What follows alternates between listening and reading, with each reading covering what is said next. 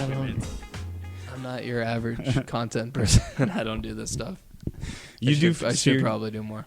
You're just behind the lens entirely? Mm-hmm. Talk to me about young Jamie. I want to know, like, because I've only known you a couple of years, but where did it like all begin? Was there ever like a eureka moment with you on the camera, or? So I played competitive sports. Really? Yeah. I didn't know that. What sport? I played baseball. I could see that. I played baseball, and then I wrestled my freshman year of high school. Sick. What high school? Santa Monica High School. We didn't have wrestling at Glendale High. Really? It was too violent as it is. There were enough like street fights and kids fighting in the. But you would think that would be more incentive for them to get a wrestling program, right? There's not a lot to do out here, so I mean, you could do something, right? I don't know. They seem to like it, but whatever it is. How was the experience, the sporting experience? How's my voice sound? Your voice is great. Great. Yeah. They'll be the if anything, someone that's watching is probably gonna chime in. We don't get any calls because it's not live, so people don't know it's like happening right now. That's the best part. Nice. It's like a secretive thing, and then we just post it. Okay. And there we go. All right. Yeah. Cool. Back to the sports. Cool. You're not going to get out of talking to me about your athletic career. Okay, so I played competitive baseball. I traveled, I think, freshman year, sophomore year, junior year, and then my senior year I got hurt. But I played competitive, and I played in Florida. I played in Nebraska. Damn. Just like tournament stuff. Traveling with like the school. Not my school. Where'd you grow up? I grew up in Santa Monica, but I went to Santa Monica High School. I guess shout out to Santa Monica High School. If you're listening. Not really, but sure. Yeah, I played competitive sports. I did baseball. And so I traveled with a team that was like semi-sponsored by Under Armour and did stuff like that. Nice. That's kind of cool. Mm-hmm. And then that just like, where did it like veer left for you to like get out of competitive It veered sports? left just to add more. I sang growing up. I was in choir for like 5 years. Sick. Mm-hmm.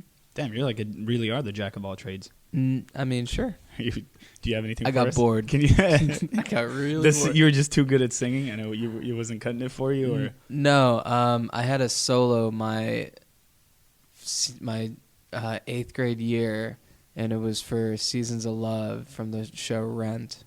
Okay, I'm familiar. And I had a solo in the song, and we toured from elementary school to elementary school around Santa Monica.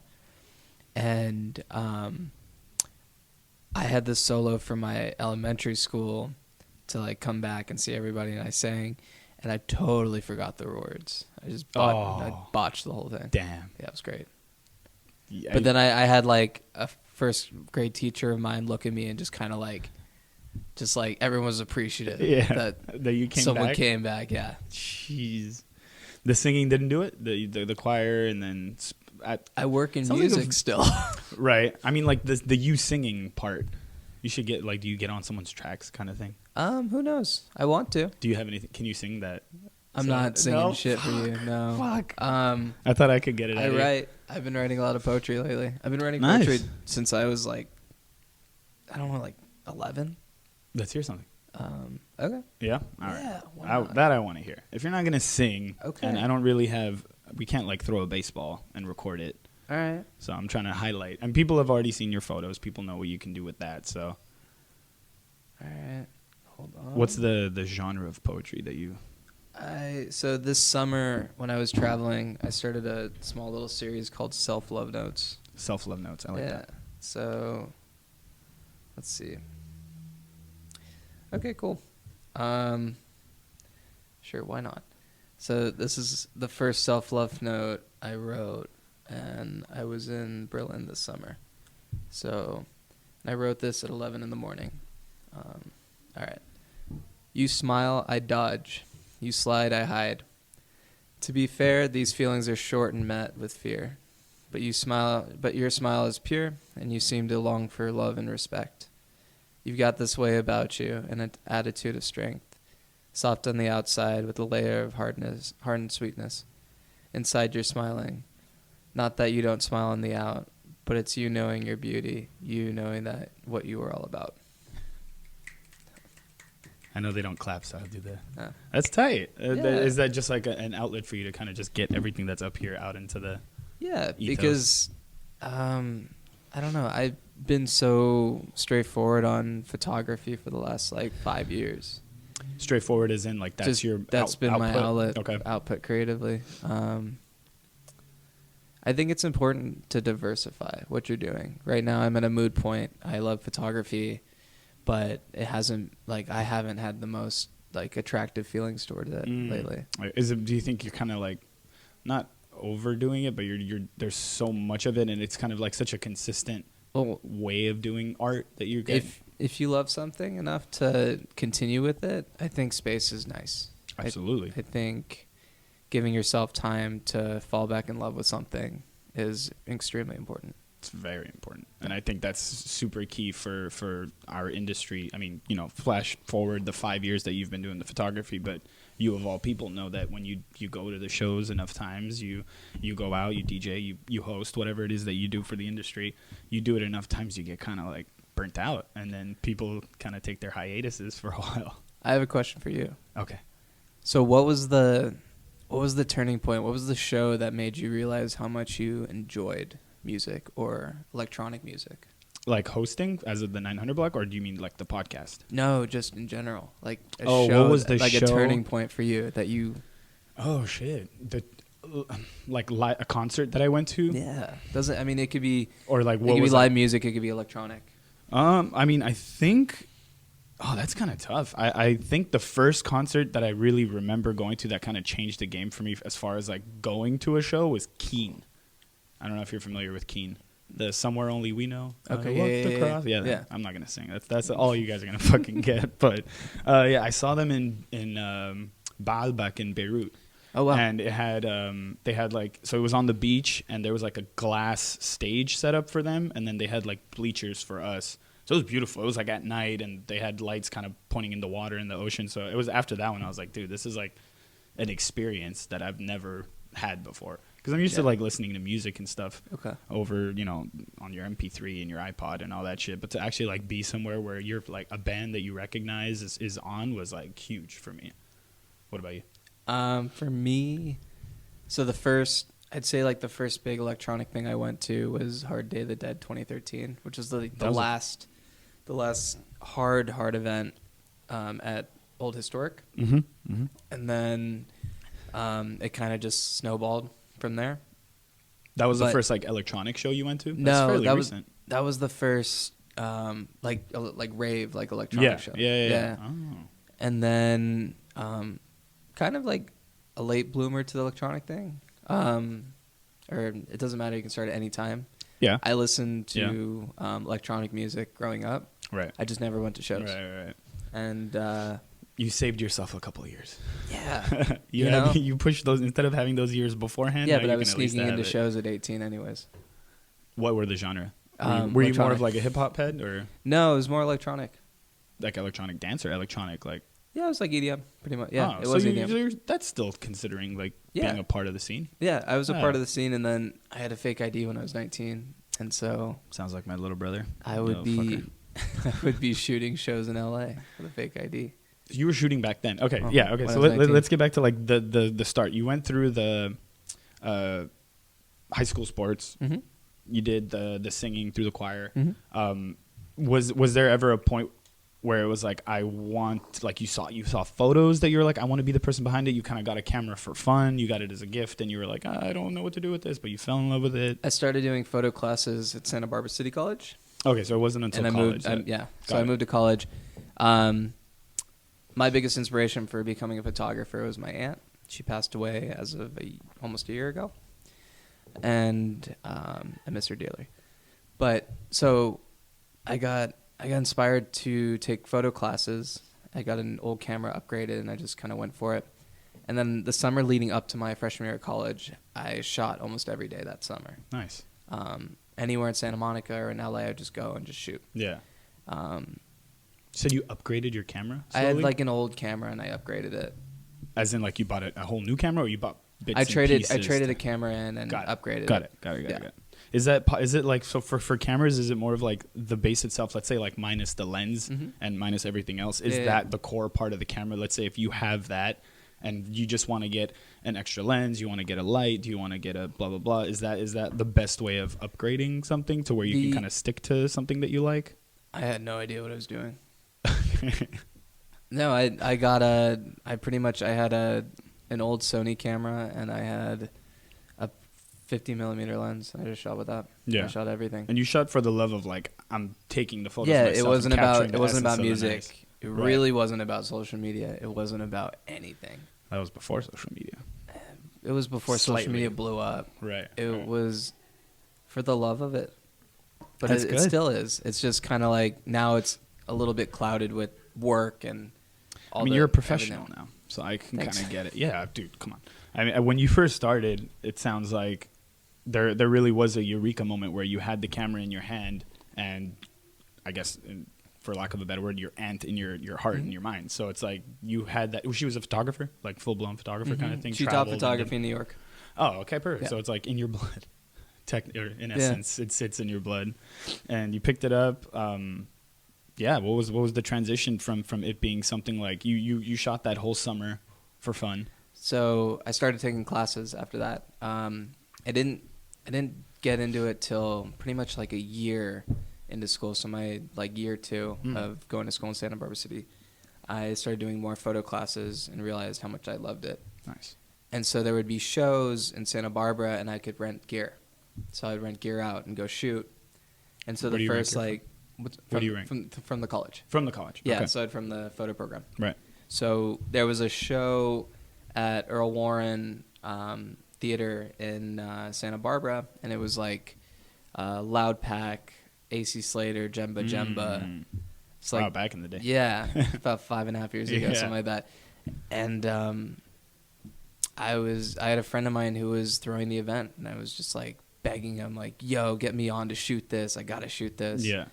And from there, I met my friend Kyle, who basically like brought me on to shoot some stuff with Mixmag, Right. and it just kind of spiraled. So I did that, and then a week later, after this show, and this was like the second half of my sophomore year of college, I went to the Mixmag show, and the first show I shot was Jason Bentley, Matt Osenchik, and Lee K. Yeah, and That's the first show you shot.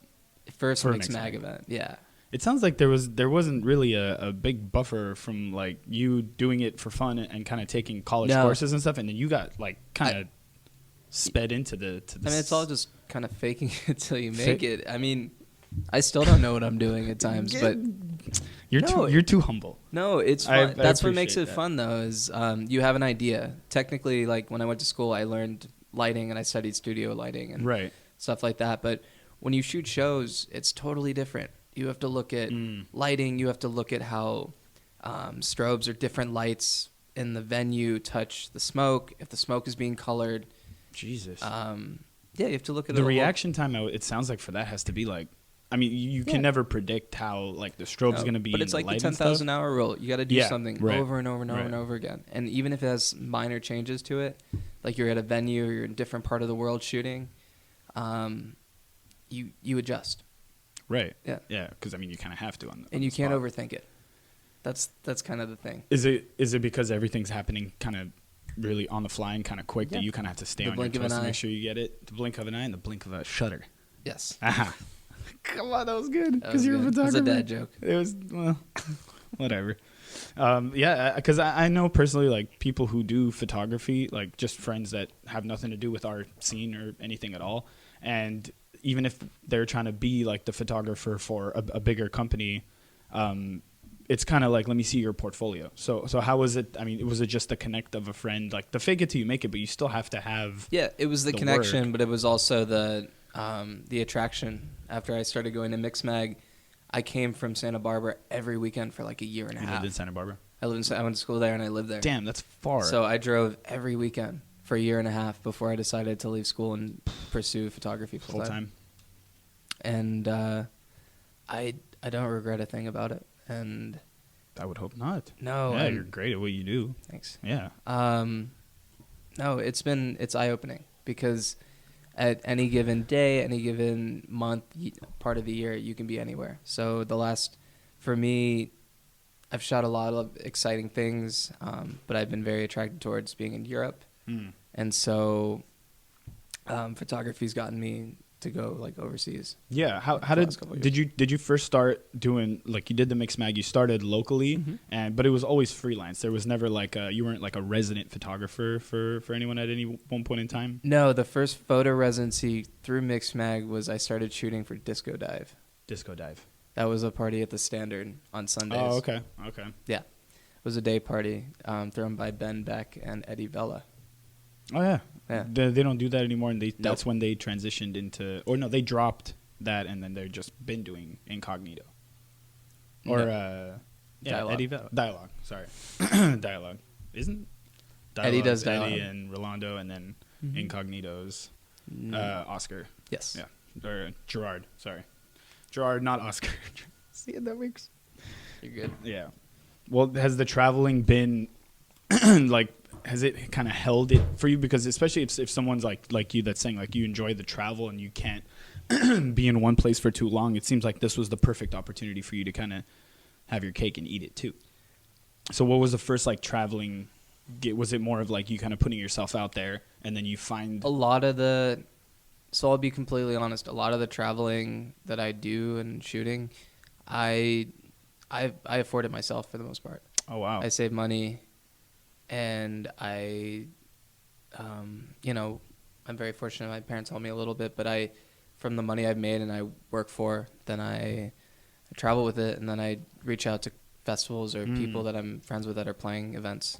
I just go shoot, or, yeah, pretty much that's it. Do they have like authorized photographers for some places? Because I know for the most part you should be able to like take a camera into a show and kind of shoot if you have like. Do they give you like a media pass, or are they kind of more selective in your experience as far as who they want to like represent their photography? When it,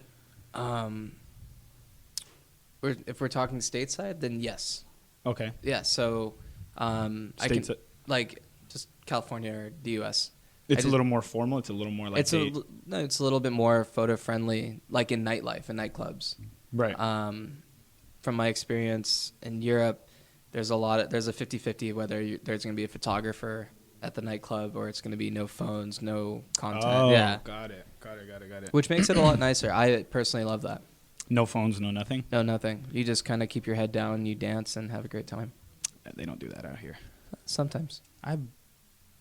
The only show that I've ever experienced that was called This Never Happened, which was Lane 8's, clever name. Which is Lane 8's whole label and event series. This night never happened. That's the same. That gives me the same kind of like energy as Do Not Sit on the Furniture. I'm just gonna make sure that.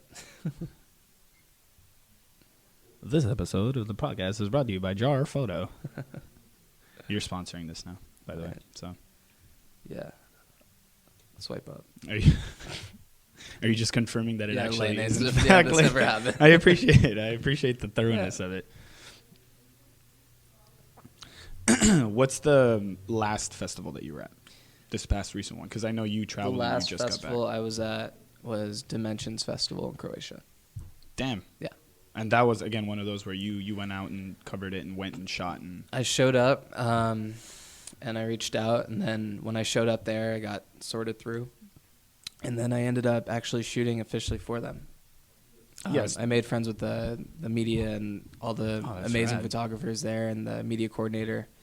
They have an incredible team. And I showed up and was really stoked to shoot. And then, they posted some of my work. That's great, dude. Yeah. That's great. It seems like it's one of those, it's an opportunity where, because you're so one, your content is really good, so it's like your work speaks for itself. Two, you're really excited about it, and when you talk to people and you can kind of talk to them about certain things, that it's only going to benefit you. Absolutely. And then the people have been really receptive with having you on board. Has it like kind of held on to you? Because if it sounds like with the whole poetry where you want to kind of do more outlets of creativity, I'm sure the traveling has made it like taking a load off a little bit. Like it's not so much just work. Like if you were to stay in LA and shoot events here and go to festivals and do that, I feel like you would kind of get over it a lot quicker. But the fact that you get to do it as travel. You get burnt out. Or I get burnt out. I like to mix things up. I like to keep it interesting and fun because I don't know. I don't like just doing one thing over and over. That's why I love learning. I love learning to cook or like love writing poetry. That's the creative in you though. That's it's once you have like I just in my experience of knowing specific people who have like a preference towards the arts or music or photography or whatever it is, it's very tough for them to be a one-trick pony. Because you're so excited about one thing, but you do it enough times and you do it so frequently because you love what you do that you get to a point where you're like, okay, maybe I need to try something else. Maybe I need to love something else or share my love with something else. So is the poetry like the writing, the songwriting kind of thing, is that where you're going to try to focus it or? I don't know right now. Since it's the holiday season, it's been slow. So I've been taking a lot of time to reflect on where I'm at right now in life and what's kind of like keeping me going. Family for sure. Of course. And then I haven't had that much time inspiring wise to write, but I started writing some more today. So that was really nice. Awesome. And then trying to keep myself busy with photography. So is there like a high season and low season? Like as soon as the holidays the holiday festival season everything comes slows around. Down. Yeah. And so I'm kind of working towards doing more studio work. I want to do more fine art and that kind of stuff. Studio, like renting a space out. Like there's a space in K-Town that I work out of. Is that the one that we went to? Mm-hmm. Oh, nice. I like that space. And it's called, shout out to Project Parallel. Project Parallel, that's what it was. When we shot our death row photo, which got rave reviews. And it's all fun. This, man. It's not even us. Those aren't even our faces on there. It was all you. That was a fun photo. You said that was a fun photo. We have the rest of the photos that we're waiting to release. We're probably going to keep it to around like the Christmas time. Oh, yeah. We have our like Christmas holiday drop. I'm excited for that. What's the biggest, like what changes have you seen? Because from being behind the lens and being someone that kind of shoots the photos, you're able to really capture like the essence of a party, or you capture the energy of a party. And I think you kind of do that better than most. So that's why I'm bringing this up with you. But what's been like, through your eyes, the difference from when you kind of got into like the mix mag scene and your heavy involvement over the years to where it is now? Like what was young Jamie like compared to the Jamie that is now? You know, what differences? This is a subject that I've been thinking a lot about this, just about time spent from the beginning to now. Right. And just interacting with anybody from the scene and how it's changed. When I first started, I have some water. Oh, cool. Gotta keep you hydrated. I'm sorry, we only have coffee up here. There's no water dispensers, but it's all good. That's good. I think it's the milk. Yeah. Okay, when I first got started, I was really clueless, but I was taking on everything. I was happy to shoot anything, everything. I was just trying to get into the scene and meet people. And I'm still doing that in different ways. And from then till now, I've seen people come and go from the scene. I've seen people do incredible things that are just completely unrelated to music. That started in music. That started in music. Yeah. Got it. And for me, there's a takeaway. I've become more observant of like human behavior, especially being a photographer in the scene. Of course. And when you're in like nightlife, doing warehouses and that, it's such a niche reality that you know, you go out at night, you become who you want to become, and you do what you want to do. Right. It's liberating and it's a safe space. So whether I'm shooting or I'm not shooting, I'm still observant. Right. And I find myself having some really amazing conversations lately. Whereas when I first started, I wasn't aware of that, or I wasn't about that. Okay. I spent a lot of time shooting. I didn't spend a lot of time really talking. Being there. Yeah. Yeah. And so I would shoot. I'd get out of there, and you know, it was still kind of fresh for me. Now I've been in it for 5 years, which is still not that much long of a time, but at the same time, I'm a lot more. I feel like I'm a lot more appreciative when I go out. Yeah. You're a lot more there. Yeah. Someone told me a long time ago when I was shooting. She pulled me aside and told me to interact more with people when I work, and I took that to heart. And then I started setting goals for myself from that year on. And it's been about 3 years or so, 3.5, where I try something new and I add that to just my repertoire as being a human and doing. Try something new, you mean like for yourself? Yeah, just like putting got it. myself out there, Right, or right. being kinder in ways where, as simple as asking someone how their day is, because everyone loves to be acknowledged. Yeah. And you never know who you're going to meet, and that's the beauty of it. Absolutely. So, sometimes you have to kill them with kindness, but while you're doing that, the takeaway is that you learn new things about yourself and other people. Yeah. Because I mean, you it sounds like the work that you were kind of doing was internal at first. Because when you came on the scene, you were really excited about the photography. Like you were really excited. Like you wanted the camera in your hand. You wanted to shoot anything. You were saying you shoot anybody and anything. You went to shows, and that was the main focus. Yeah. And because your involvement in it was so consistent and so heavy, and because of your personality and your work, it kind of you developed into more than just your camera or more than just a photographer. Yep. So to have your friend tell you like, hey, try to be more involved, or try to kind of got you out of your shell from behind the camera. Yeah. And was it a different transition? Like when that moment when you were kind of going through the party, almost not unseen, but going through the party as the photographer, and then you would put it down and be able to like interact? The thing is, when you're a photographer, you do content, or you're behind some sort of lens. You're seen but not heard. Mm-hmm. And I could get that. Like you're seen but not heard, but then you're seen within a scene. You're seen within a scene. Like in my life scene. That's fact. And once you start getting to know people, you get yourself out of that. You get yourself out of that. Yeah. And you kind of, like I had a little bit of social anxiety when I first started, I was still fresh. When I got in there, I had a little bit of social anxiety because I didn't always have something to talk about. And I felt like when you're making small talk, you always have to have, something. And so that kind of got into my head. I got so out of it. You psyched yourself out? Yeah, I psyched myself out. I'd be in the party and I want to get out of there. Right. But now, I stay and I listen. Music is a big part of my life, and especially as a photographer in it. And I've been able to travel part of the world. I get to listen to really incredible music, whether it's personal friends or new friends or things like that. So bringing that all back, I've never not appreciated being in the scene, but I also have a greater appreciation for every element. Yeah. I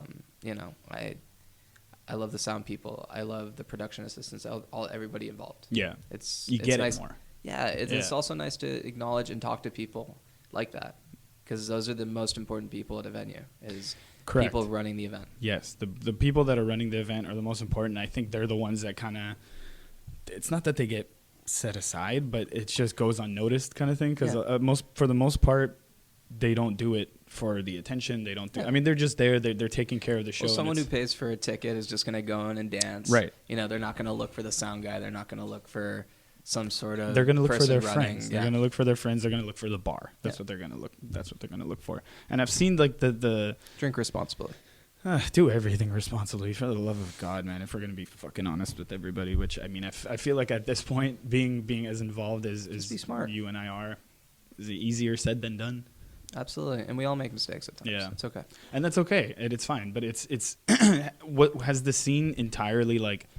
Have you seen the heaviness? Like, has there ever been a moment where you're like, hey, this is maybe not necessarily like being involved in the underground and kind of shooting the underground photos, and then you do stuff like more mainstream festivals. Has there ever been a time where you were kind of just like, I'm worried about this part of the industry? Because it worries me. I'm the one that like hosts the shows sometimes, and I go to other people's shows and I see it and I'm like, I'm worried. I'm not worried per se. I just want people to be more conscious. Yeah. It's fun to tune out, take whatever you want, drink whatever you want, and just kind of let loose. But it's also extremely important to be conscious about what's going on. It's just it's very consistent. That's what I think the issue is. That's the thing. Like, again, by all means, do what you want, enjoy, party. People go out and spend their money how they want, but. I mean, to talk about consciousness, I'm part of a group called LA Night Allies, and we work on... LA Night? Allies. Allies, okay. Lana, for short. But yeah, I saw that. Mhm. Right. But the meetings are about s- working through situations in nightlife, or if someone were to like overdose. So we had like Narcan. Someone brought in Narcan, so we could have it just in case there's situations, or they go through procedures. If someone has like just takes too much or whatever. Yeah. We have a specialist come in and teach us different techniques to take care of it. Shit. So it focuses specifically on like our industry and the nightlife. Yeah, our industry in the nightlife and procedural measures. Jason Lee, he told we were talking on the scope, and he told me about the last one that they had. I think it was I was out of town or something. I wasn't able to attend it. But tell me about Lana, because I'm very interested in this, and I think it's important that, especially, I mean, people that are watching this for the most part are in the city and in our industry, and I think it's important for them to know. So Lana is, what were you saying? What does it stand for? LA Night Allies. LA Night Allies, Mm-hmm. and the focus is to kind of educate. Is it more like people who are photographers and promoters, or people that are behind the scenes that are there, or is it more? No, I mean, anybody can go, but a lot of it is people behind the scenes, whether they're promoters, they're security at events, DJs, artists, anybody who's an advocate within the scene, writers, even club owners. People who attend. Yeah. And then they go, it's every once a week, once a month? The meetings pop up pretty sporadic. Right now, they're on a small hiatus just because of the holiday season. Sure. But the last one I missed, they had demonstrations on how That's to... so smart, man. How to I help love people. that. I love that idea. That really is important because of the fact that, because there's so many people in attendance and there's a lot of, fun, so to speak, that people are having, that it's dangerous. And a lot of times people don't know what to do. And when something happens, if there's no prep from anyone, then, you put everybody in kind of a difficult place. So I think it's really important.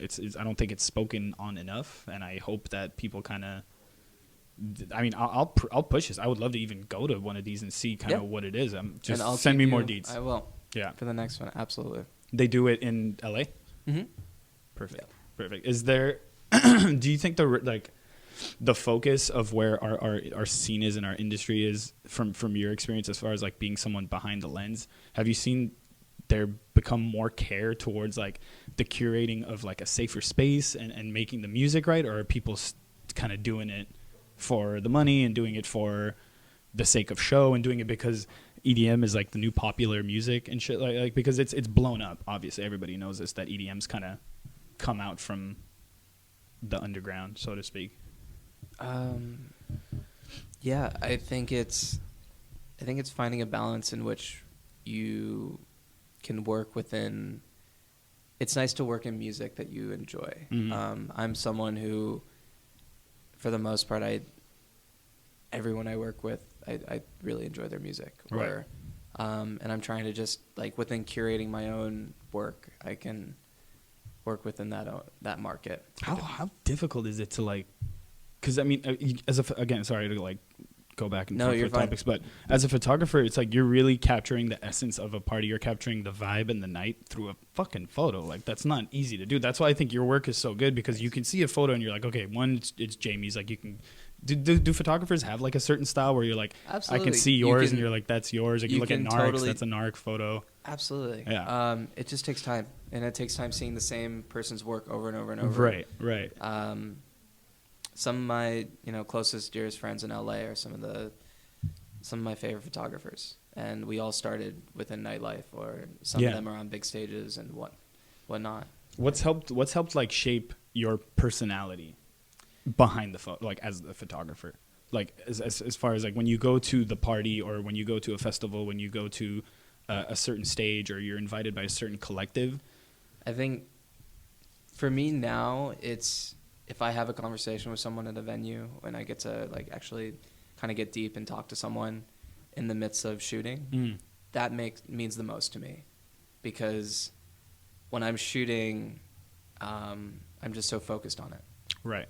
But as I can slip away and meet someone, it's not every night, it's not every time I go out to work, but it's when the night's feeling good and the photos are coming out great, and then on top of it, you know, you have a great conversation with someone that you never thought you would meet. Right. Yeah, that's like the icing on the cake as far as like the event. Do you shoot like thousands of photos only to like go back and re-edit, or how? No, was it ever that at some point? I definitely used to overshoot like any first time photographer, you know, first couple of years, and I still overshoot at times. Like if it's, I'd say if it's a new client, you overshoot because you don't know what they're gonna want, and so you present what they need or you think they need, and you know they'll figure whether they need that or not. Damn. Yeah.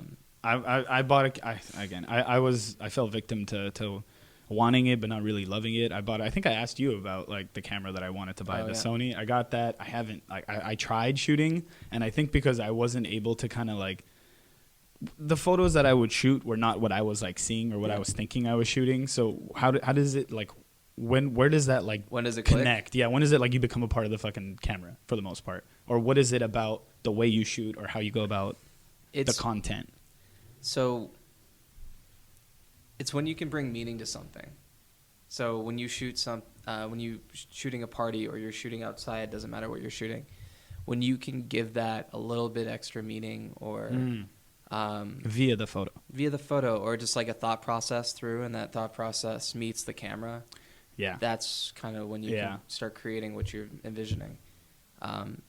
It's hard. It's not easy, and it's like I struggle with that all the time. One thing I love about you're so good at it. Like for me, I tried it. I don't know what I'm doing half the time. But I find that hard to believe. I find that hard to believe. I don't know. I mean, I think you it's just innate in you, and because you've been doing it so long, and you really put your heart into like your photography. When you care about something and it's a passion, you know, passion makes you do things. Yeah. You're right. You kind of like zone out, and your heart takes over, your body takes over, your mind takes over. It all probably just sounds like whatever, but no. That's very accurate. It's, you know, you're in the zone.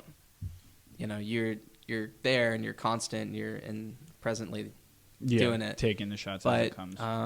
You know, if you're thinking about something, like you have a shoot coming up or you have a show coming up, if you're a DJ and you're prepping for a set, you know, you'll have tracks in mind. Well, I have shots in mind. You got to prep shots. That's so rad. And you go from venue to venue and you practice different things. Like kind of taking it one step further, when you're a photographer in a nightclub, you can, you know, not just do a flash on camera, but you can take your flash off camera and take a receiver and then prop your flash up. Oh, that's right. And it times it like at the same time that your receiver sets off like an infrared kind of like laser. Yeah. Oh, sick. So it triggers it and then it goes off. That's like a studio, like you're creating your own studio sort of thing. Oh, that's right. Yeah. So you turn the nightclub into a studio. Yeah, that's sick. I don't have that vision. See, mine is just like attach it. And but it takes time. That's true. I didn't give it enough time. I'm very. Yeah, but you think your time's out? No. No, that's true. You got so much time. I know. I'm gonna bring my camera out of the woodworks. Okay. It's just gonna be very. Again, I think for me, I'm not. It's not that I'm impatient. It's just I take shots. Like when I would start to take it to our own shows, and I would shoot it, and I would compare. Obviously, stupid idea. Comparing mine to like Narix, who's a fucking great photographer. You can't get stuck doing. No, of course not. Of course not. Yeah, because I would see like, damn, like I want to be able to take photos like this, but I can't figure it out, and I don't want. I'm not one to like really ask too much. Like, hey, fucking walk me through it, or I watch enough YouTube videos to try to figure it out, but. Yeah. So for me, I've tried learning through like YouTube, just different like techniques or things like that. I'll take a concept from there and then I'll just try and apply it as I go.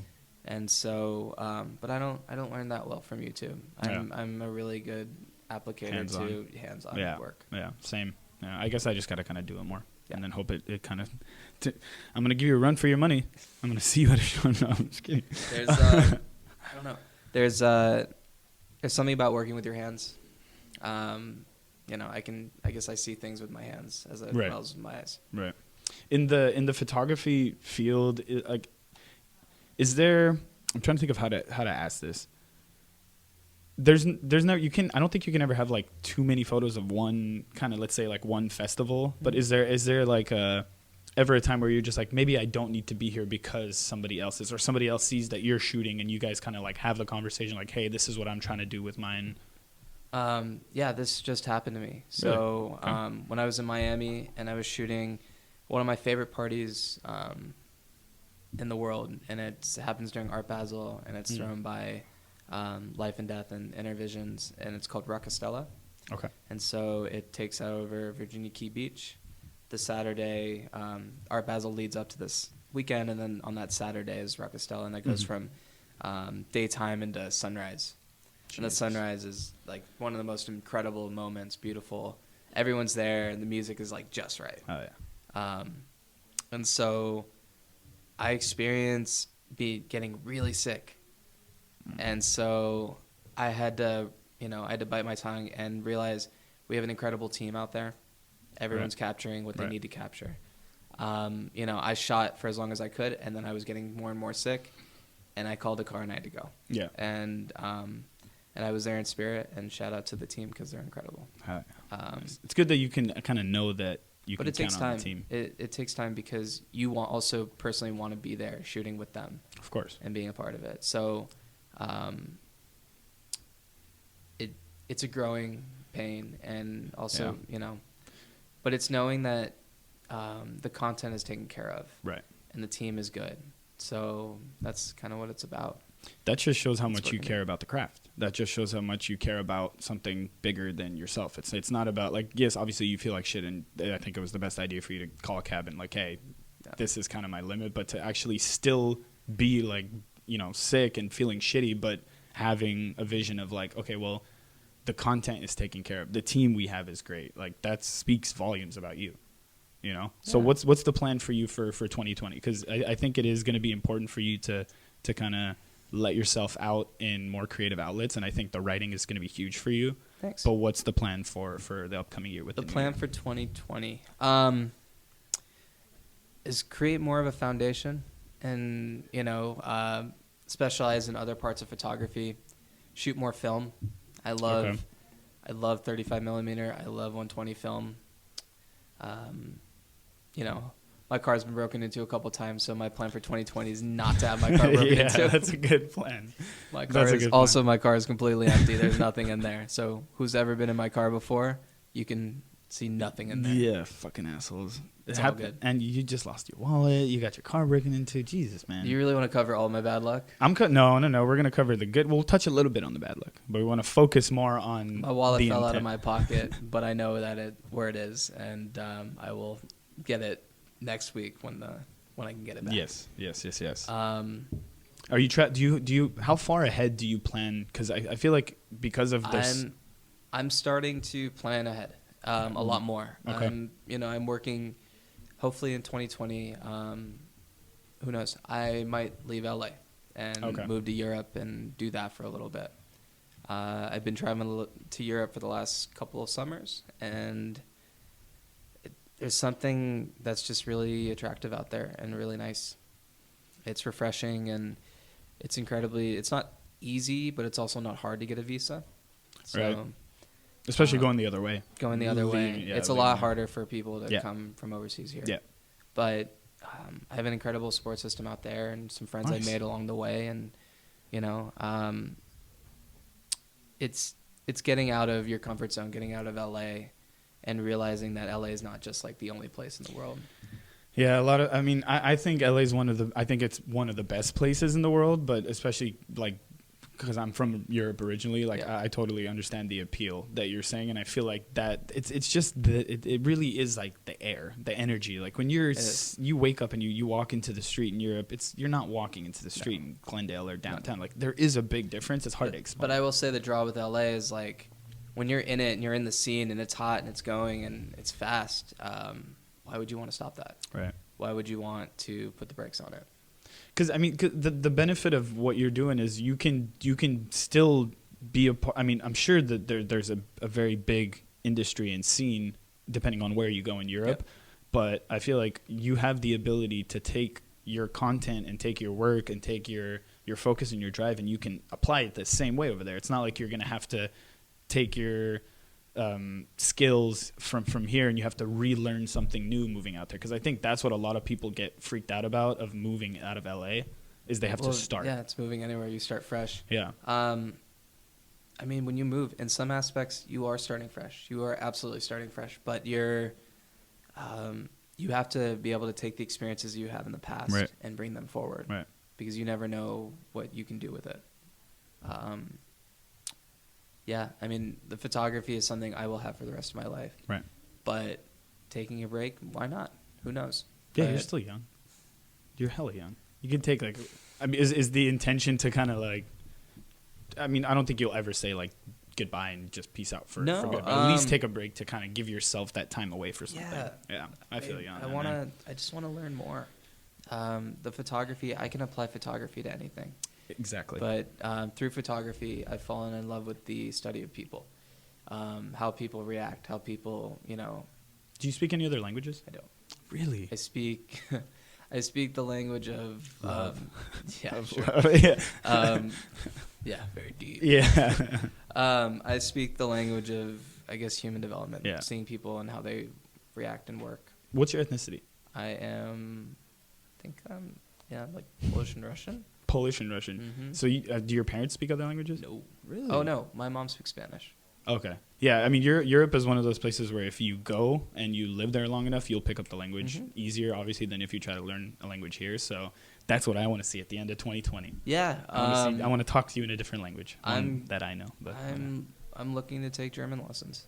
I don't know German, but you'll take the lessons. You'll teach me. If you Need to teach sign me up for German, that. I'll teach you French. We'll find the middle ground to tell each other. But is there anything else you wanted to touch on? Or did I miss anything in the life of Jamie Adam Rosenberg III? I don't know, whatever. I'm The just first. the one and only. The one and Yeah, only. that's it.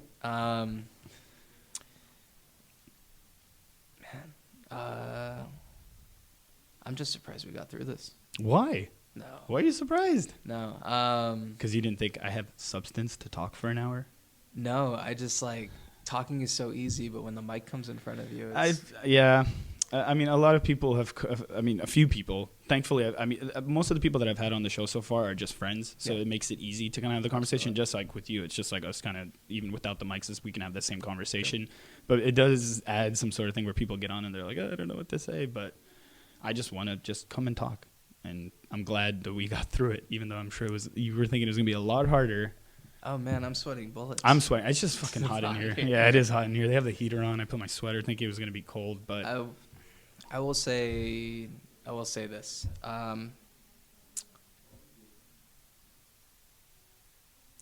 I love what I do, and I think it's important for everyone to find what they love and what they do. And if they don't have the same appreciation for it at that present moment, mix it up and do something different. Have fun and keep it interesting. Because if you're not having fun, why are you doing it? people take that as an opportunity to quit. In my experience, people get to a point where they're kind of like, I don't know what to do from here. I'm kind of over this because I do it so frequently that they're just like, you know what, I'm just gonna stop like altogether, as opposed to continuing doing that and finding something else. Like I love hosting the shows with 900 Block. Yeah. You don't DJ? Do you do DJ? Of course you DJ. Yeah, you DJ.